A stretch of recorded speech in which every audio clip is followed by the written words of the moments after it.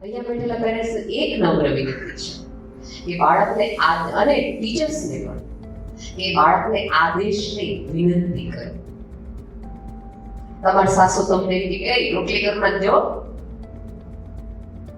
તમને ગમે? અથવા તો તમારા સાસુ તમને કહે હવે રોટલી કરી લેવી છે, તો તરત તમે મમ્મી જ કામ બેસો કરી નાખીશ. ઘણી બધી વખત ભાઈઓ એમ કીધું હોય કે ઓલું કરી નાખજે, એ નહીં થાય. પણ એના એ ભાઈ બહુ પ્રેમથી સ્વીટથી મેસેજ કરે, માહે હાર્ટ લખે કે આજે આ બનાવીશ તો 2 વાટકી જાજી બને. ઓલા હાર્ટે કામ કર્યું લાલ કલર.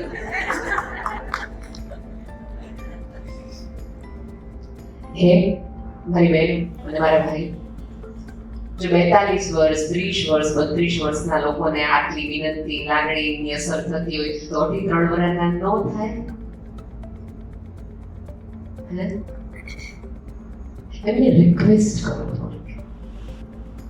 વસ્તુ યાદ રાખજો કે આપણા બાળકો છે ને આપણાથી નાના છે પણ એનો આત્મા આપણાથી મોટો છે. એક સ્કૂલમાં એક છોકરાને પૂછવામાં આવ્યું કે તારી ઉંમર કેટલી છે? એ કે 8 વર્ષ. પછી ઓલા ભાઈ બીજો પ્રશ્ન કર્યો, તારા પપ્પાની ઉંમર કેટલી છે? તો કે 8 વર્ષ. સાહેબ વિચારે પછી તારા મમ્મીની ઉંમર કેટલી? તો કે 8 વર્ષ. ફરી વાર પૂછ્યું, એમની બેટા તારી ઉંમર 8 વર્ષની પણ તારા મમ્મી પપ્પાની ઉંમર કેટલી તને ખબર છે? તો કે બંનેની 8 વર્ષ. એટલે ઓલા સ્પાઈએ કીધું બેટા એવું ન હોય, આપણા મમ્મી પપ્પા હોય ને આપણાથી હંમેશા મોટા હોય ઉંમરમાં. એ કે ઉંમરમાં મોટા હશે પણ એ જન્મ મારી યારે છે એટલે એ 8 વર્ષના જ છે. મારા આવ્યા પછી મમ્મી પપ્પા બન્યા છે એટલે છે 8 વર્ષના.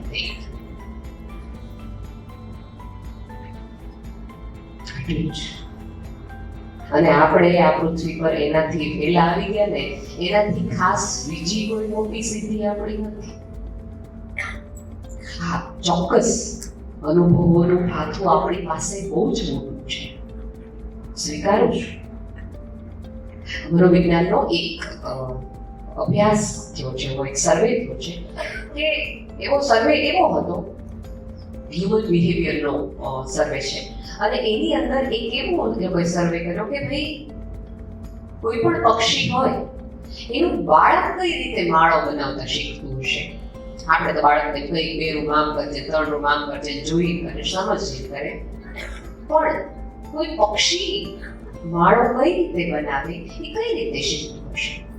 તો એ સર્વેની અંદર એ લોકોએ એવું રાખ્યું કે બાળક જ્યારે જન્મ્યું બાચ્ચા આવ્યા એટલે તરત જ બીજી રીતે એને મોટા કરવા, જરાય બીજા સંપર્કમાં આવ્યા જ નહીં, તેમ છતાં ઓલા પક્ષીના બાળકે એવો જ માળો બનાવી નાખ્યો.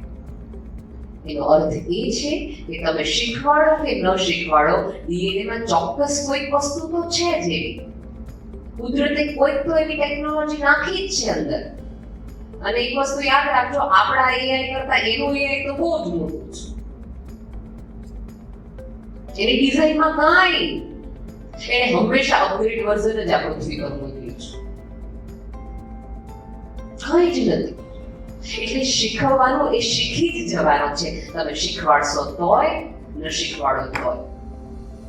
તો એના બદલે એને શીખવાનું જે પ્રક્રિયા છે એ કેવી સુંદર મજાની હોય એમાં થોડો રસ લેતા થાવ. રોકટોકની બદલે એને બહાર આપો.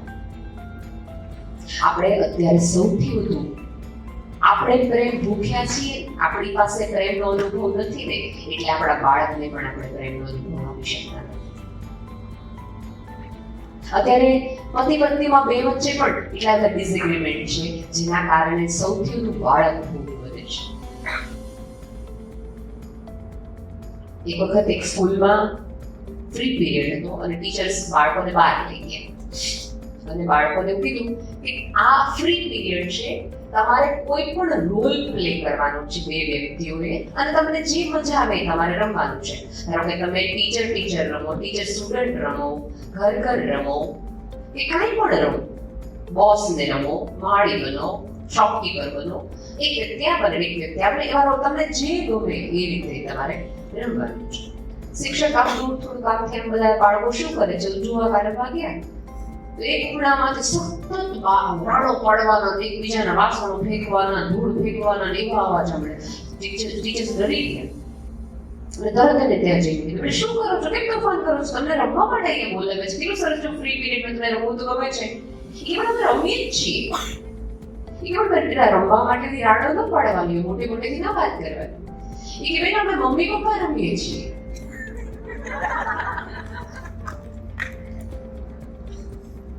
એટલે આમાં આપણી તકલીફ કેવી છે ખબર છે?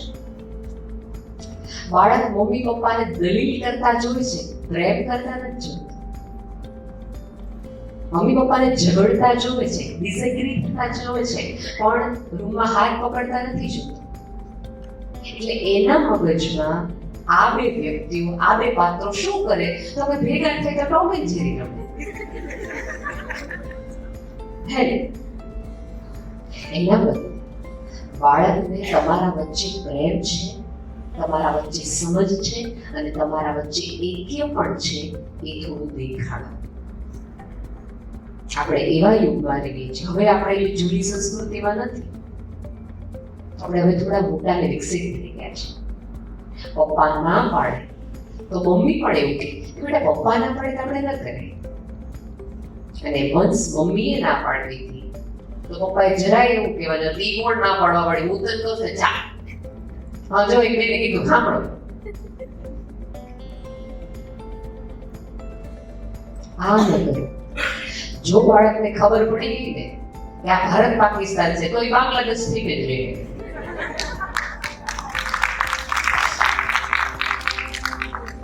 એને લાગવું જ જોઈએ કે ગમે થશે, ગમે ઝઘડશે, ગમે કરશે, પણ મુદ્દો મારો આવશે ને ત્યારે અમિત શાહ, નરેન્દ્ર મોદી છે. લાગવું જ જોઈએ. એને એટલી શ્રદ્ધા થવી જોઈએ કે જ્યારે મારી વાત આવશે ત્યારે આ બેના નિર્ણયમાં ક્યારે ડિફરન્સ. તમે અંગત રીતે જે પણ, અને આમ કેટલા બધા લગ્ન જીવન છે ને, માનો કે ન માનો, એ પ્રેમના કારણે, સંતાનના કારણે ચાલતા હોય છે. સંતાન છે ને, હું તો અનેક વાર કહી ચૂકી છું કે જ્યારે બે વ્યક્તિઓ એકબીજાને પ્રેમ કરવાનું ભૂલી જાય ને ત્યારે ઈશ્વર એક બાળક આપે. હવે પ્રેમ કરવાનું બીજું કારણ તમને આપું, તમે એકબીજાને ફરીવાર પ્રેમ કરવા. તમારું સંતાન તમારા વચ્ચે સેલો ટેપ બની રહે, તમારો જોડતો પુલ બની રહે. અમારા કેટલાય, અમારા મમ્મી પપ્પા જેટલી, મારા મમ્મી પપ્પા જેટલી, આપણે બધાને એક વખત એવો વિચાર આવ્યો જોઈએ, મૂકી દઈએ આ માણસને, મૂકી દઈએ આ સ્ત્રીને, પણ બીજો વિચાર તરત આવે, બાળક છે ને યાર. એટલે દરેક હા ના ત્યાં જોડાયેલી રહે. તો જેની માટે જોડાયેલા રહેશો તો જોડાતા રહેજો. બંને પતિ પત્ની આમ કહેવાય કે ભલે તમારે એક્ટિંગ કરવી પડે તો એક્ટિંગ કરો, બાળકની સામે તો એક આઈડિયલ. અત્યારે બધા તમે જો કે સૌથી વધુ ડિવોર્સ, બધા જ એવું કહે છે કે ડિવોર્સ થાય છે, ડિવોર્સ થાય છે. શું કામ થાય છે? કારણ કે એ લોકો પાસે સફળ લગ્ન જીવનનો આઈડિયા નથી. એમણે શાહરુખ ખાનને પ્રેમ કરતો જોયો પણ પપ્પાને તો ખીજાતા જ જોયા છે. એટલે એમને દરેક છોકરીને એવું થાય હું મને લગ્ન થશે એટલે આમ જ થશે, આમ જ થશે, પણ એના પપ્પા જેવું રિપીટેશન જ હોય. અને અત્યારના તો ફૂલ જનરેશન છે. અહીંયા બેઠેલા ફરીવાર દરેક મા બાપને એક બીજી વિનંતી કરું કે તમારા સંતાનો થોડાક તૂટેલા રમકડા સાથે રમતા શીખો. તૂટેલા રમકડા સાથે એને ખબર પડવી જોઈએ કે આપણી ગમતી ઢીંગલીની આંખ ફૂટી જાય તો ઢીંગલી ન બદલાવાય, એમાં સરસ બીજી આંખને પાપડ કરીને ઢીંગલીની અધૂરપ સાથે રમતા શીખાય, જેથી કરીને આવતા દિવસોમાં એની ગમતી છોકરીને આંખમાં વાગે તે નાનો કહી દેવો તું કાલ નહીં કાલ બીજી. તૂટફૂટ થાય તો રમકડા ન બદલાવાય, સંબંધ ન બદલાવાય, એની સાથે એડજસ્ટ થતા શીખાય. એનું ફેવરેટ રમકડું તૂટી છે એ એમ કે ઘા કરી લ્યો તોય કહેવાય બેટા તો બહુ ગમતું છે. ગમતી વ્યક્તિ, ગમતી વસ્તુને ફેંકવાની ન હોય, એને મ્યુઝિયમમાં સાચવવાની હોય. તો મોટો થાય છે, મોટી થાય છે ત્યારે તને ગમશે, તો આની સાથે રમતી હતી, તું તારા ફ્રેન્ડ્સને બતાવી શકીશ. પણ આપણે તો શું કાંઈ વાંધો નહીં એટલે આપણે નવું લઈ આવશું અને આપણા કામવાળીના છોકરાને આપી દઈશું. થોડા ફાટલા અને જૂના કપડા સાથે પણ તમારા બાળકોને રાખો. જો કે અત્યારે પાટલા પહેરવું ફેશનમાં ગણાય છે. થીગડા મારતા તમારા સંતાનને થોડુંક શીખવો, જેથી કરીને તમારા અને એના સંબંધમાં કાંઈક તોડફોડ તૂટફૂટ થાય ને તો તમારા ફોન ઉપાડવાનું બંધ ન કરે. એને થીગડા મારતા આવડતું જ હોય. આમાંના કેટલા મમ્મીઓ એવા છે, ઘણી બધી છોકરીઓ અત્યારે એવું કે મને બટન ટાંકતા નથી આવડતું. મને યાદ છે કે અમને સ્કૂલમાં 100 દોરાથી કામ કરાવતા શીખવવા. હવે અત્યારના સ્કૂલ એવું કે અમારે આવું બધું શીખવીએ તો આપણે બધા પેરેન્ટ્સ તરીકે બેન આવા બધા લફડા રહેવા તો સીધું ભણાવો ને અંગ્રેજી ગણિત ભણાવો ને આવી ખોટી માથાકૂટમાં પડાવો. પેરેન્ટ્સ ઉપર સૌથી મોટું પ્રેશર પ્રોજેક્ટ. સ્કૂલમાંથી એક પ્રોજેક્ટ આવે એટલે મમ્મી સવારે ઓલી ઝાંસીની રાણીનો ઘોડો લઈને નીકળી હોય ને એમ સ્કૂટર લઈને ખરા તડકે નીકળી જાય. લાલ પેપર લાવશે, લીલું કાગળ લાવશે, જરીની બોર્ડર લાવશે. છોકરો હોઈ ગયો હોય મામ બનાવતી હોય પ્રોજેક્ટ. અહીંયા બેઠેલા તમામ ટીચર એક મારી નમ્ર વિનંતી છે કે જે ક્લાસમાં જે છોકરાનો સૌથી ખરાબ પ્રોજેક્ટ હોય એને પહેલો નંબર આપજો, કારણ કે ઈ જ બાળકને બનાવે, બાકી મમ્મી એ બનાવે.